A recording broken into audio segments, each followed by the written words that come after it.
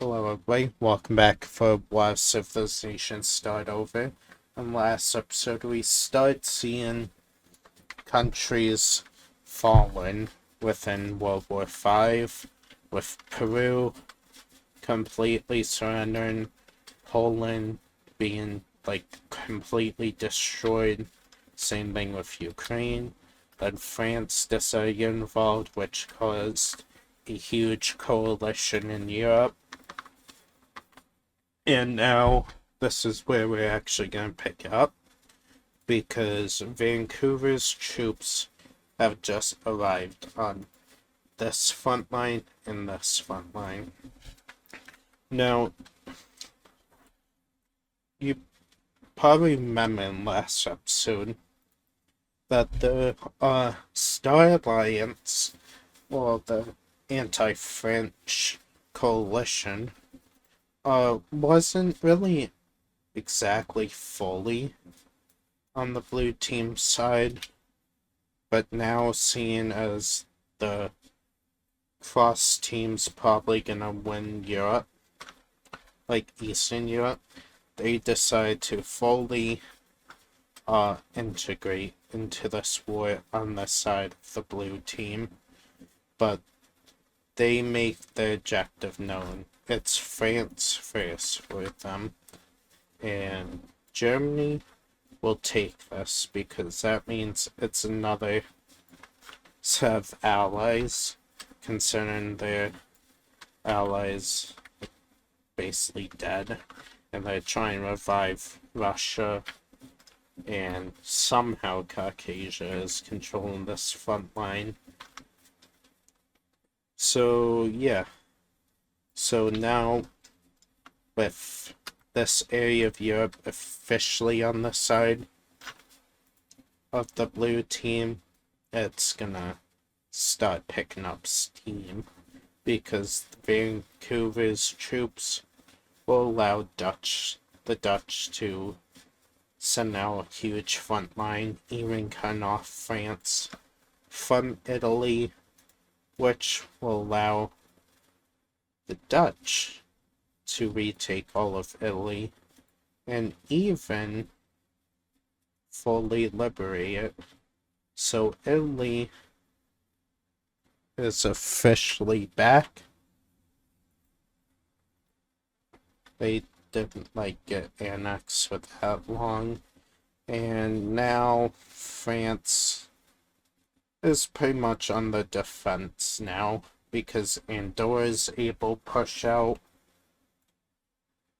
and even enter into France down here.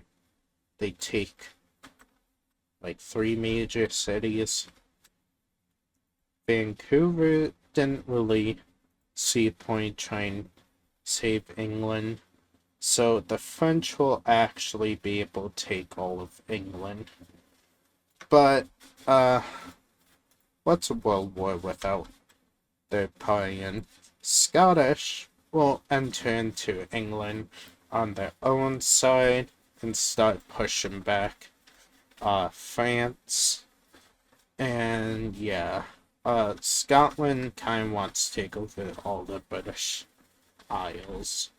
So France and Scotland are gonna be in their own independent 1v1 here. But Scotland is able to hold a front line right here, while France holds it here. But it's not gonna matter long, because the Dutch have just punched through the front line again, and now officially cutting France into 2 pieces, taking all of this. And unlike the Scottish, they're actually gonna liberate these parts of England. And they are even gonna be able to make quite a bit of progress against France's navy and make a new landing here in England. and at least liberate the capital. So they do liberate parts of England, but now France is gonna like mass retreat out of here, and the Scottish are gonna take more, and the Dutch are gonna finish liberating this part of England.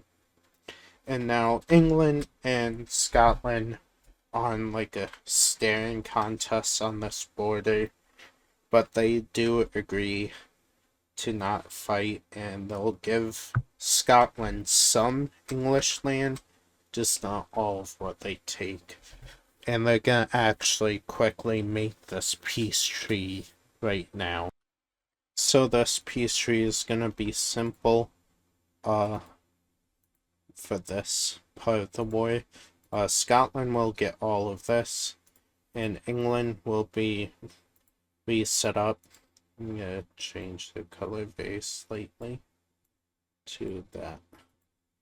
Yeah, no, to about that. No,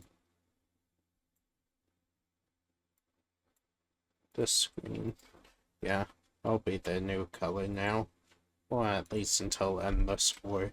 So England is liberated, but mainly by the Dutch. The Dutch are kind of mad at Vancouver for that, and Vancouver's like, it's either we win the whole war, or we send our troops to a dying country. And the Dutch are like, you know what? If you think that, fine, but if you get invaded in the future, we're not helping you. So now the Dutch and Vancouver are arguing when they're supposed to be working together. Speaking of working together, this actually serves as a good distraction because France is able to push back a little bit from the troops they recalled from up here, like up here. And they start pushing the Dutch back, and the Dutch are like, alright, we got locked in, we gotta stop arguing, we'll argue after the war. And Vancouver's like, fine, whatever.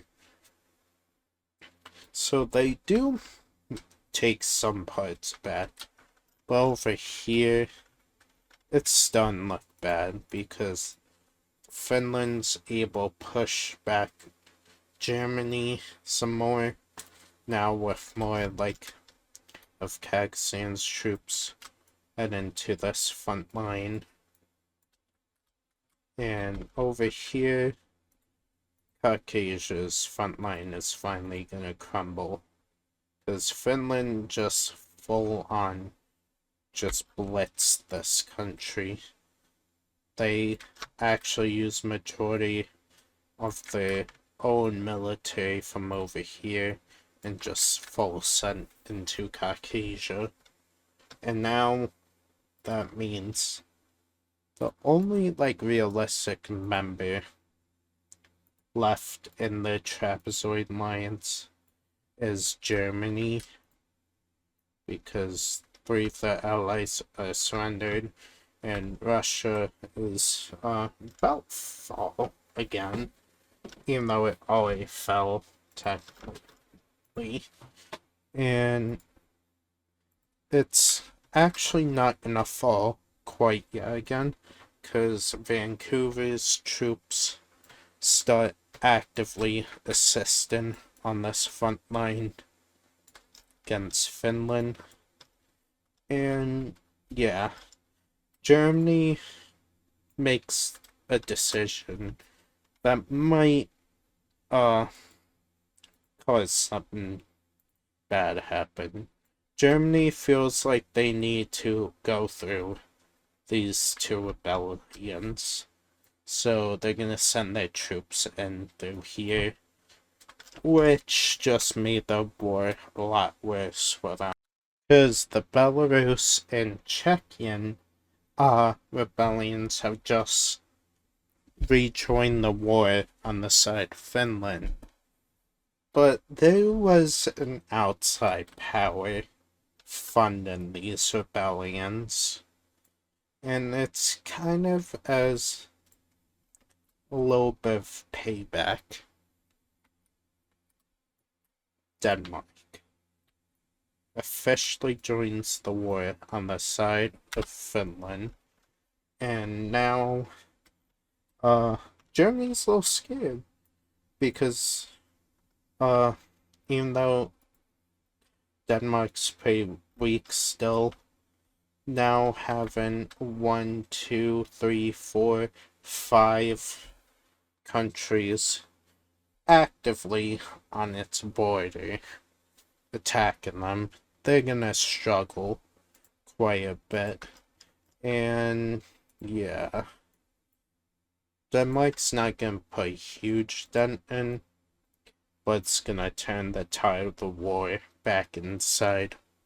I'm back into the swing for Finland, as Denmark is able to take back its old peninsula and rest of Copenhagen and these two areas, this island and this island up here.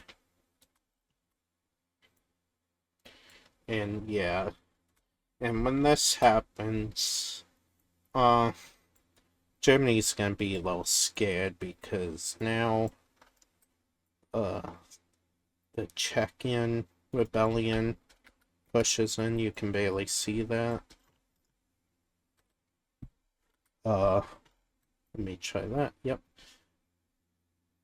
So yeah, the Czechian rebellion pushes in, and they even do punch into here, which effectively kind of crumbles this front line in Romania a little bit. Germany's able to hold on to this. Yugoslavia's not gonna have that much luck.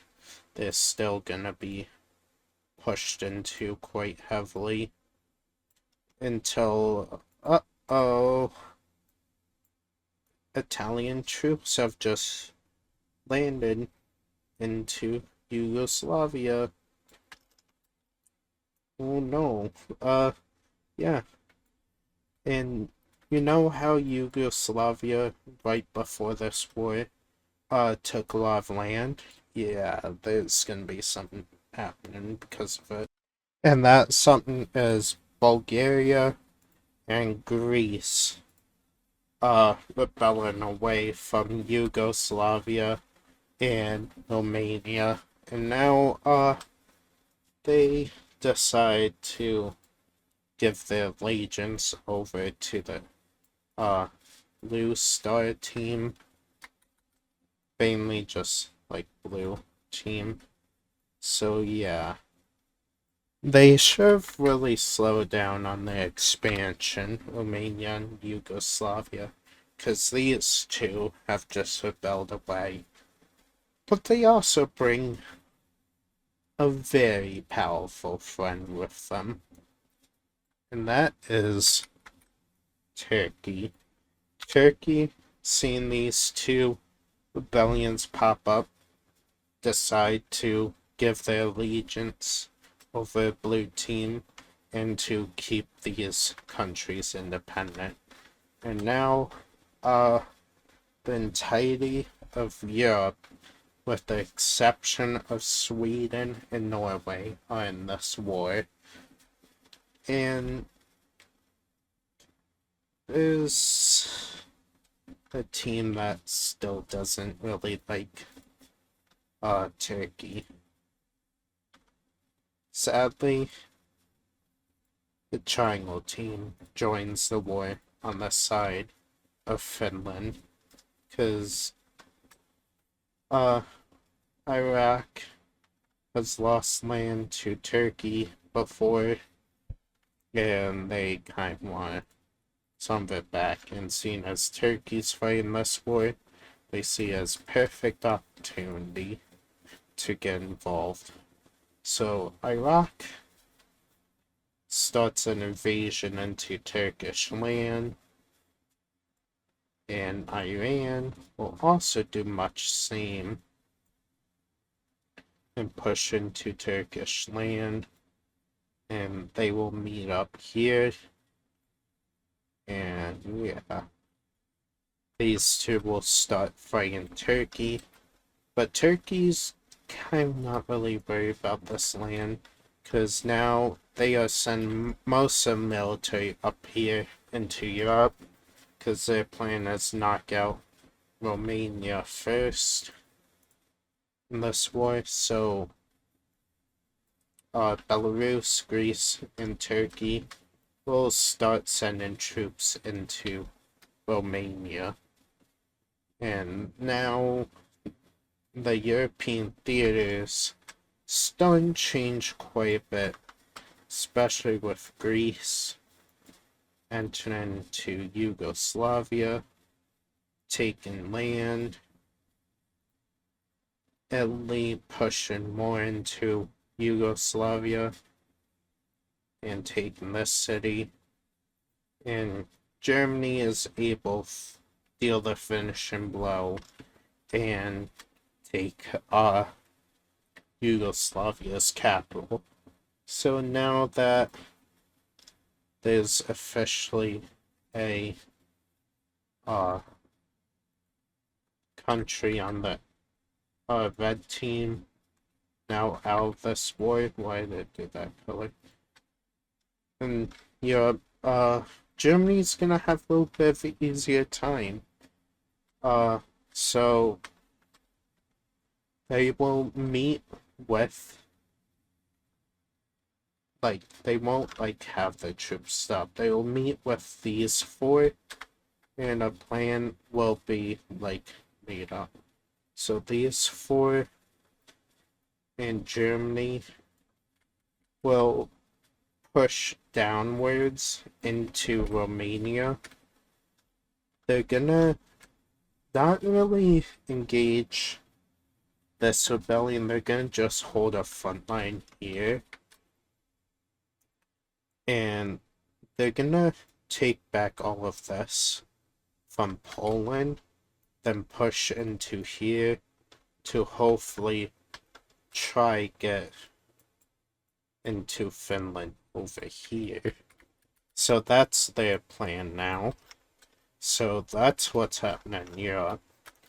Now, oh, what the hell happened to your check mark, my guy? Oh, that's the entire continent under the ocean now.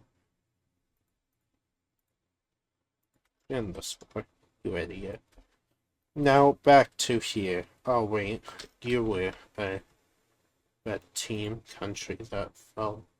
So Yugoslavia is the second red team country that fell. But anyway, back over here, Guyana's capital is finally gonna fall to Venezuelan troops. And now, yeah, Panama's troops are gonna balloon inwards and take these two major cities. Bolivia will push in and take these major cities, and Brazil will finish it off. Well, not really. Guyana will just surrender here. So now all of South America is in the control of the blue team now. And unlike a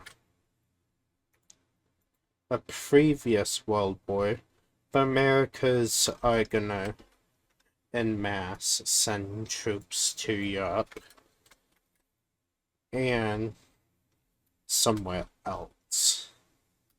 They're actually gonna be sending troops into these countries, like some South American countries will get their troops sent to South Africa, just in case Ethiopia or Saudi Arabia gets any like weird plans with these two countries.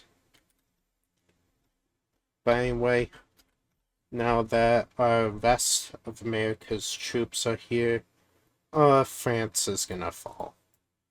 And it's actually gonna fall in quite spectacular way, because the Dutch are able to push into here, and Andorra will take the capital and finish these two off. And Catalonia will send their navy over here and take these two islands. But what's the spectacular part here?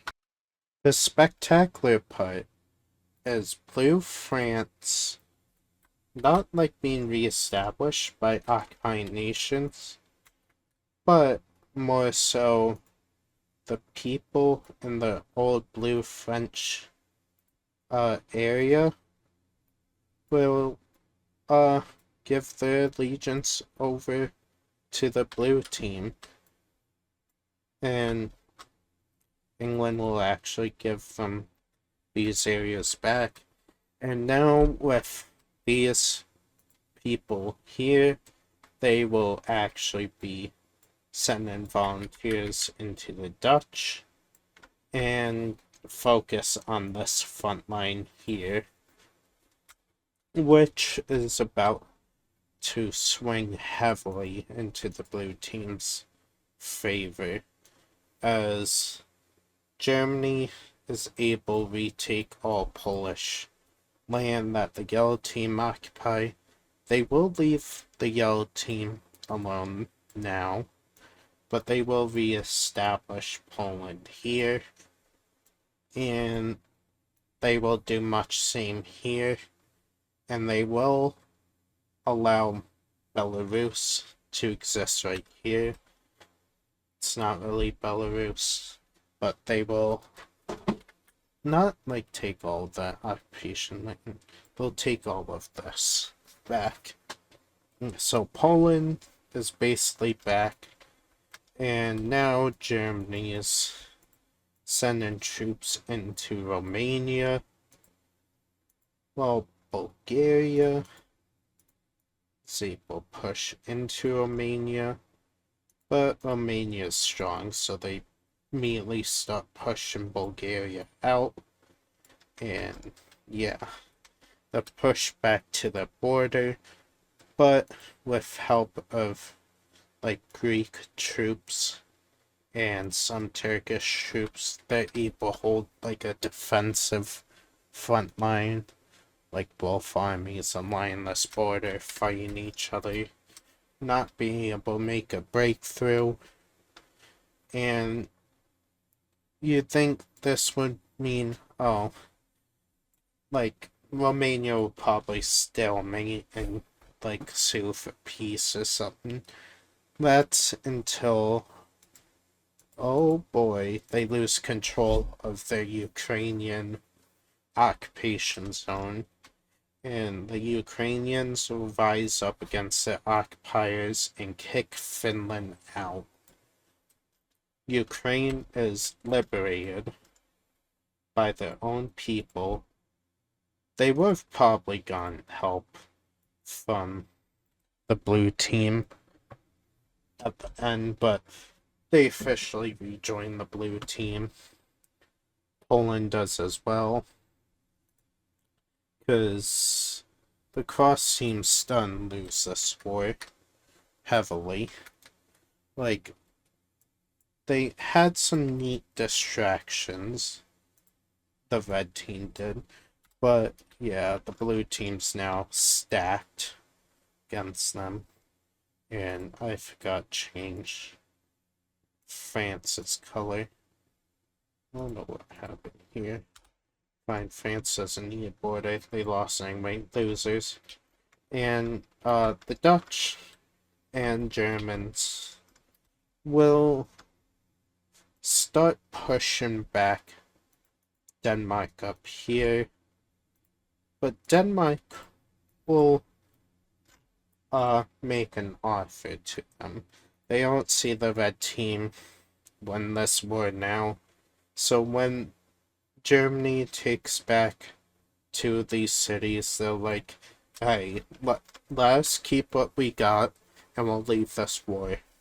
And the Dutch and the Germans seen this as a way to basically just isolate Finland. Will agree to this. And yeah.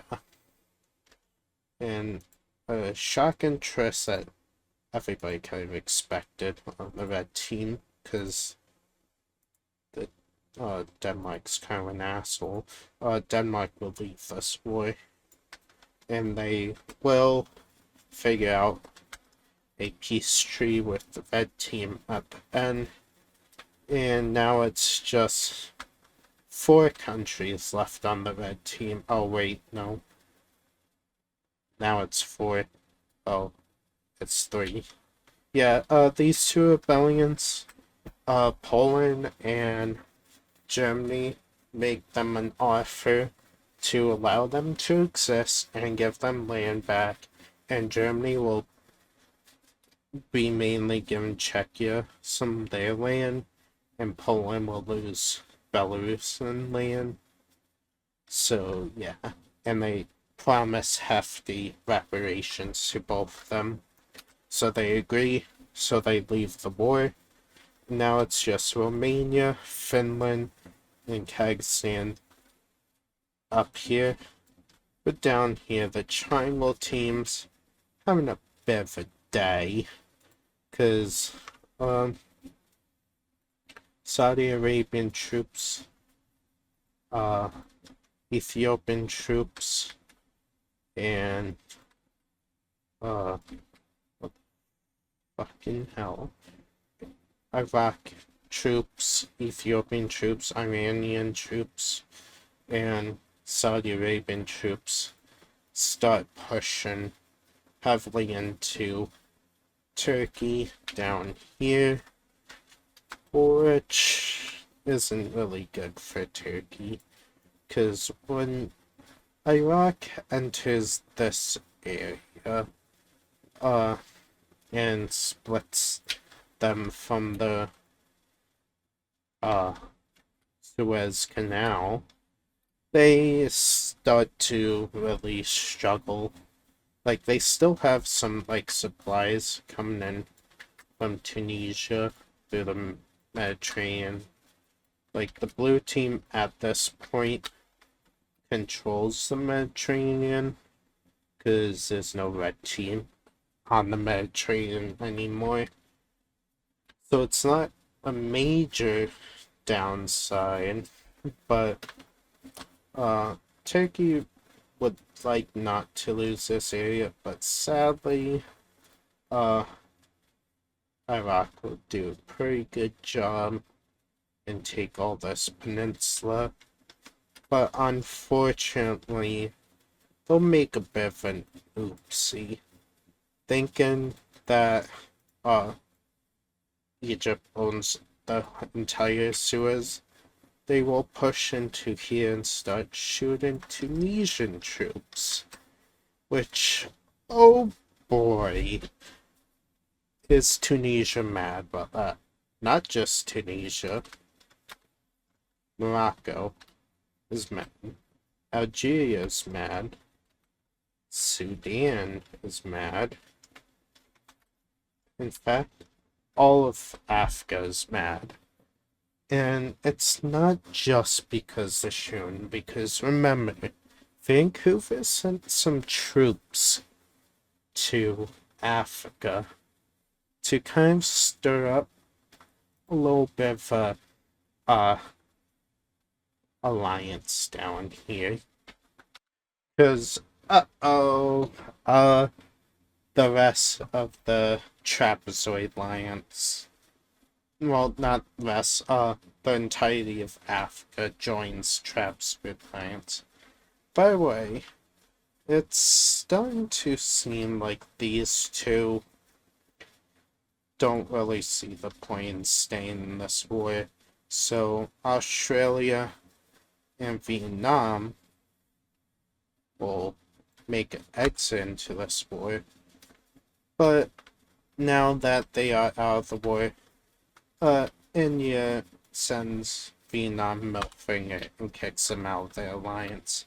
In fact, these three will actually join up to help the blue team.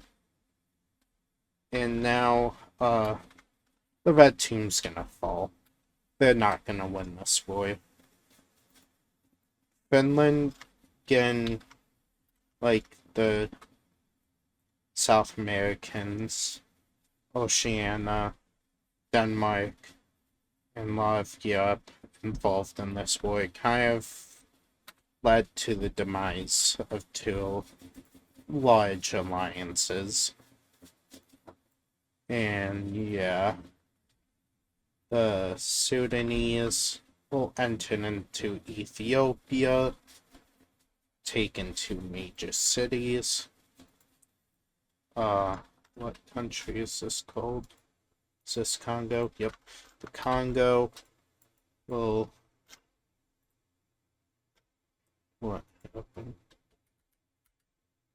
Okay, good. It's gone. The Congo will send troops into Ethiopia as well. The DRC will also send troops into Ethiopia. And Tanzania will also send troops into Ethiopia.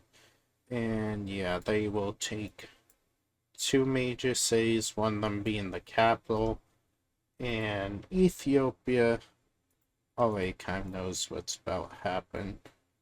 They are gonna quickly try surrender, but by the time they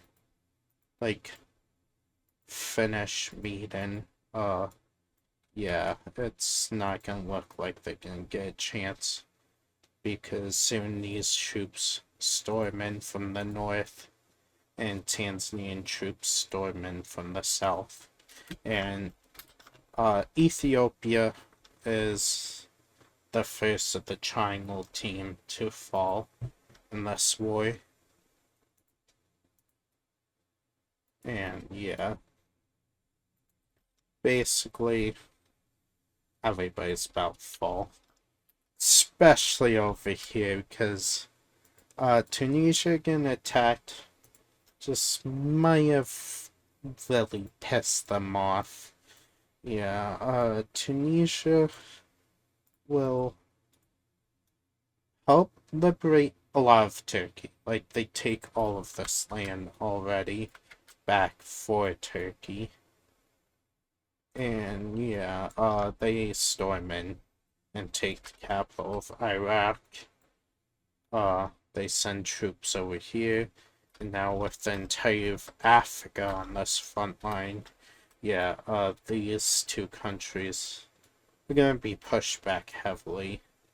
Tunisia will finish the job over here with the help of Turkey, so it's realistically more so looking like this, where Turkey has this half and Tunisia has this half.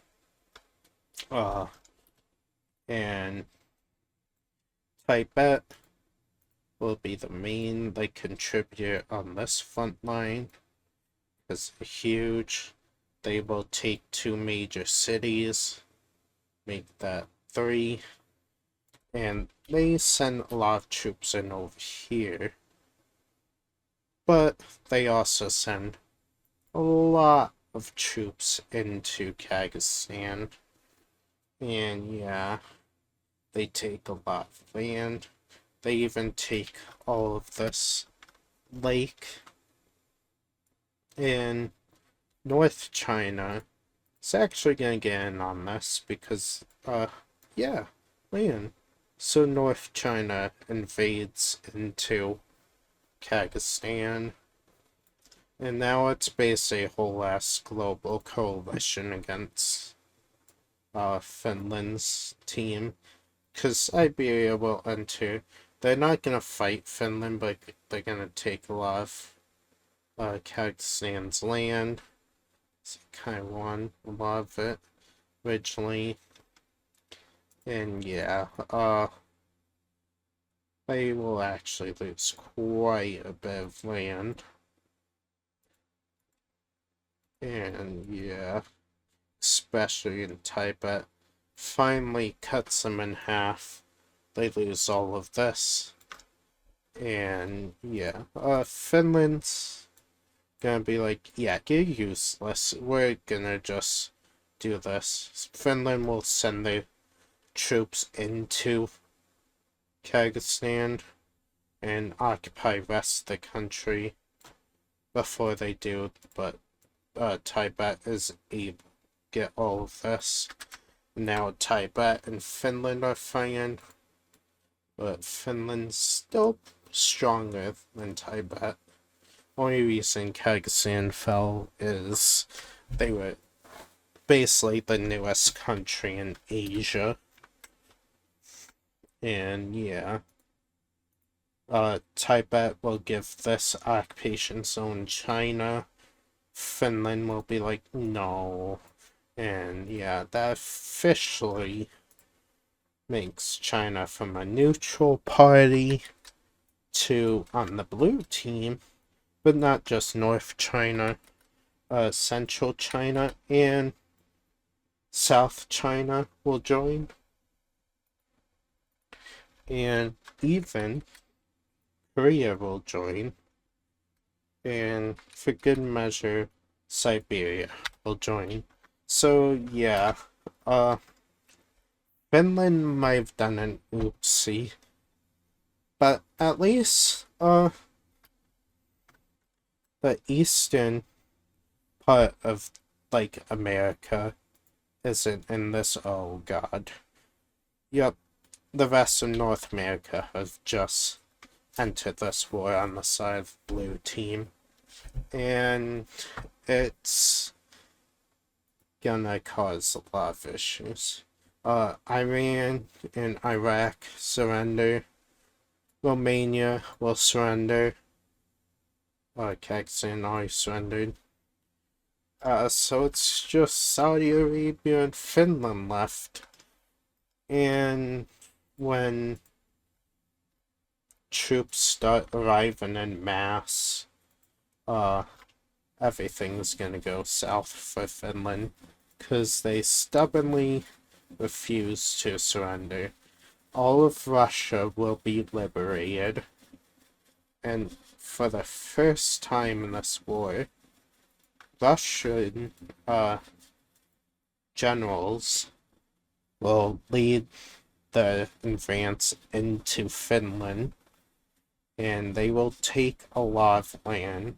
Like, they basically, I want to, like, emphasize who's, like, fighting where. All of, no.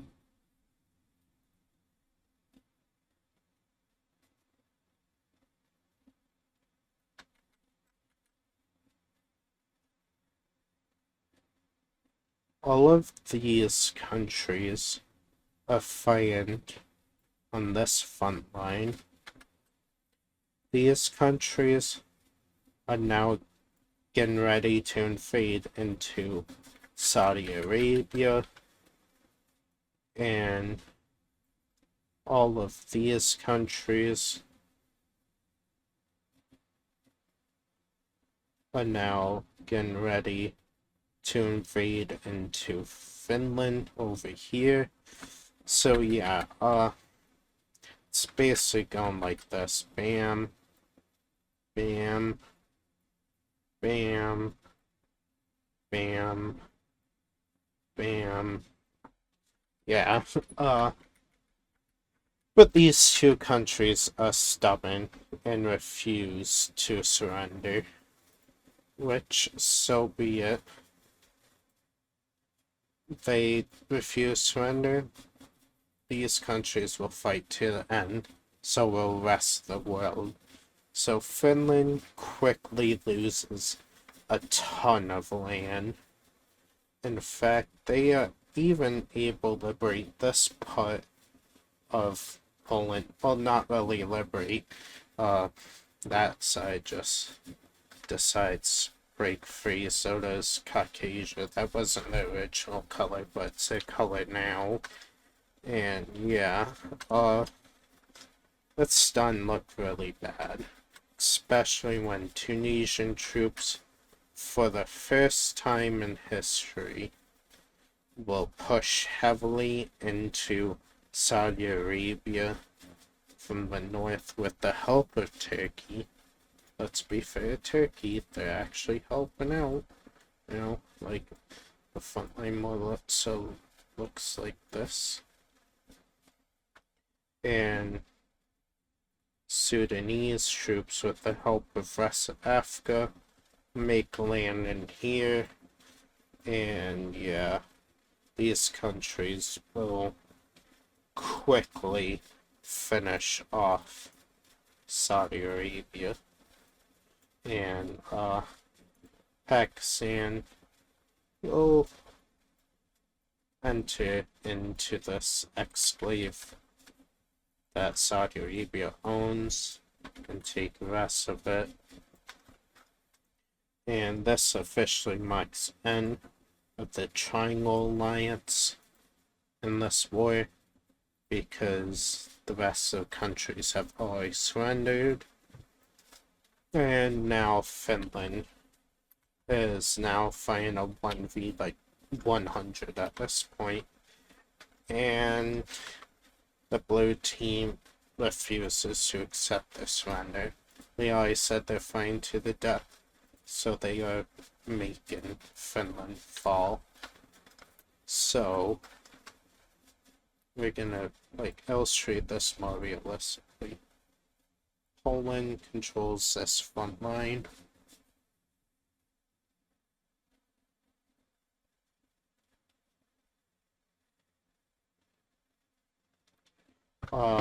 Sorry, interrupted. Finland will control this part of the front line. Caucasia will take a lot of this.